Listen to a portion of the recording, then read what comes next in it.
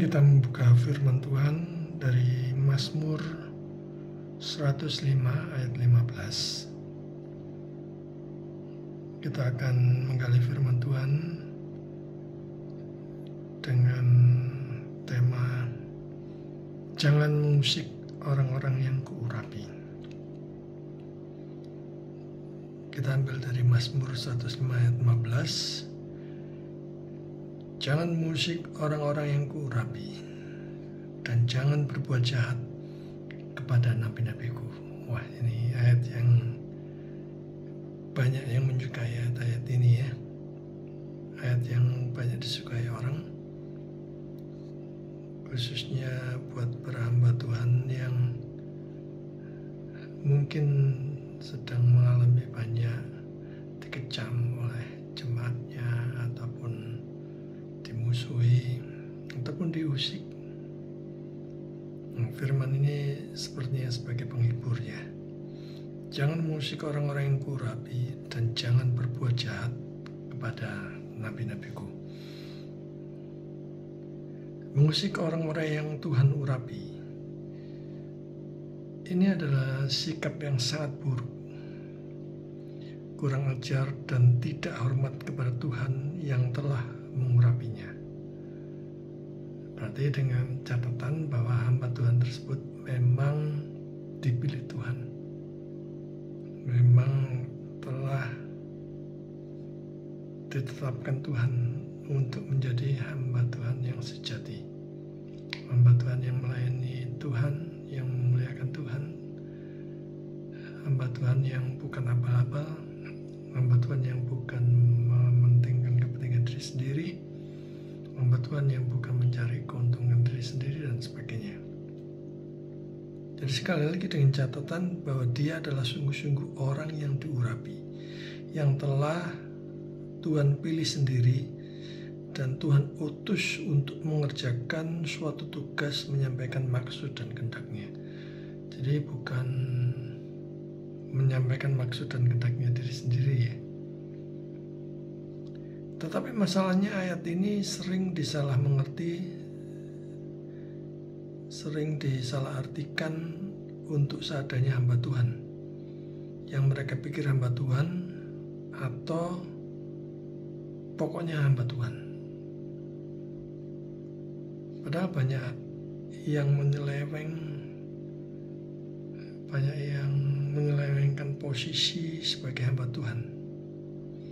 Misalnya yang menyelewengkan persembahan jemaat yang semestinya digunakan untuk pelayanan, untuk mengerjakan misi, untuk pengabaran Injil, penjangkauan dan sebagainya, tetapi digunakan untuk kemewahan, kepentingan pribadi, membeli mobil mewah, apartemen, menyekolahkan anaknya ke luar negeri dan sebagainya, yang semestinya bisa untuk membantu jemaat yang masih miskin, yang kurang mampu, bahkan dipakai untuk kepentingan yang lebih besar lagi, misalnya untuk penjangkauan ke pedesaan dan pedalaman, atau membantu gereja lain yang masih kekurangan. Banyak yang berpikir itu berlaku seadanya hamba Tuhan. Nah, pertanyaannya adalah, kok tahu dia hamba Tuhan? Kok tahu dia hamba Tuhan yang sungguh-sungguh dipilih dan dipanggil Tuhan? Apa bukan jadi hamba Tuhan karena maunya sendiri? Atau mungkin karena tidak ada alternatif, tidak ada jalan lain, sehingga menjadikan dirinya sendiri sebagai hamba Tuhan? Jadi ayat ini perlu digali lebih mendalam, sehingga kita bisa mengerti apa yang Allah maksud. Coba ya kita tengok satu persatu. Jangan mengusik orang-orang yang kuurapi. Jadi jangan sentuh, jangan mengusik. Penekanannya kepada orang yang Tuhan urapi. Tetapi dengan catatan sekali lagi dia memang sungguh-sungguh diurapi. Dalam artian hamba Tuhan yang benar. Hamba Tuhan yang benar ya mengerjakan maksud dan kehendak Tuhan. Bukan misinya sendiri, bukan visinya sendiri, tapi visi Tuhan. Maksud kehendak Tuhan melalui firman-Nya.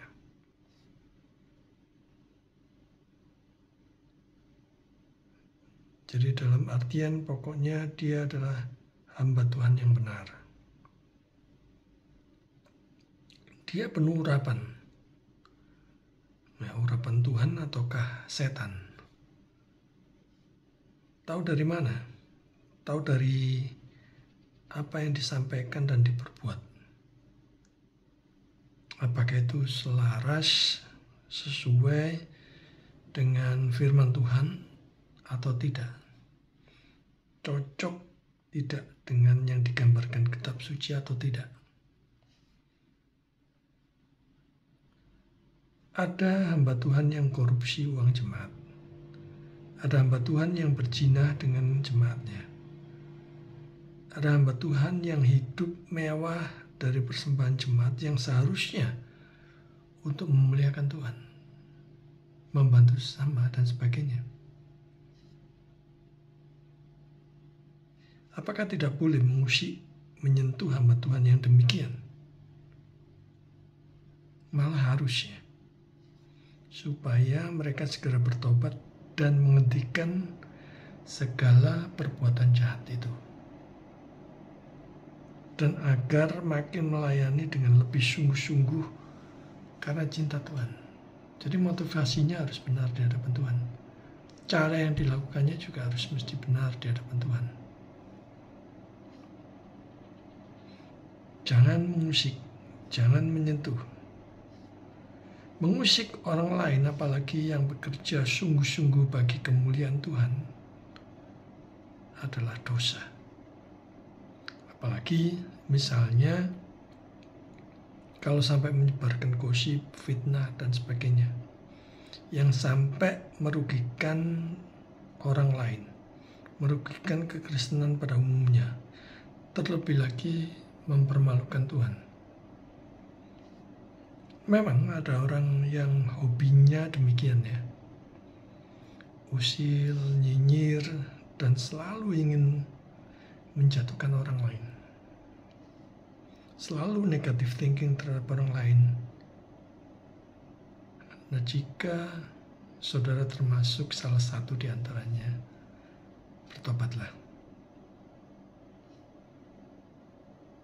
Mereka di bawah perwalian khusus.